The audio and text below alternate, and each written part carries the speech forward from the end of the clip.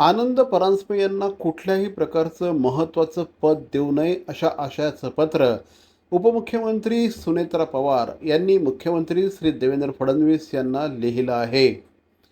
नेमकं या पत्रामागचं कारण काय या संदर्भात आता चर्चा सुरू झाल्या आहेत. आनंद परांजपे यांनी नुकतेच राष्ट्रवादी काँग्रेसचा राजीनामा देऊन शिवसेनेमध्ये प्रवेश केला. त्यानंतर म्हाडाच्या उपाध्यक्षपदी त्यांची नियुक्ती होईल अशा प्रकारचे संकेत राजकीय वर्तुळात आहेत. मात्र आता सुनेत्रा पवार यांच्या या पत्रामुळे आनंद परांजपे यांच्या नियुक्तीला खीळ बसते की काय अशा प्रकारचं वातावरण निर्माण झालं आहे. या संदर्भात स्वतः आनंद परांजपे यांनी आपण 14 वर्ष राष्ट्रवादी काँग्रेसचे कार्यकर्ते होतो. अजितदादा पवार हे आमचं श्रद्धास्थान आहे.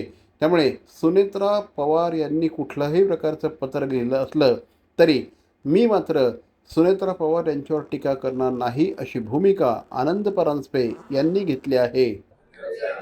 राष्ट्रवादी काँग्रेस पक्ष मी सोडल्यानंतर माझी राष्ट्रवादी काँग्रेस पक्षाबद्दल कुठलीही कटुता नाही. 14 वर्ष जवळजवळ राष्ट्रवादी काँग्रेस पक्षामध्ये माझा प्रवास झाला आहे. श्रद्धेय शरदचंद्रजी पवार साहेबांपासून अगदी स्वर्गीय अजितदादा पवार साहेब, त्याचप्रमाणे प्रफुल्लभाई, सुप्रियाताई, प्रांताध्यक्ष सुनील तटकरे असतील, जयंत पाटील असतील. त्यामुळे 14 वर्ष एखाद्या पक्षात काढल्यानंतर काही दिवसापूर्वी तो पक्ष सोडला म्हणून तो पक्ष चुकीचा आहे अशा प्रकारचं बोलणं किंवा अशा प्रकारचे संस्कार माझ्यावर नाहीत. त्यांनी काय नक्की पत्र दिले मला माहीत नाही.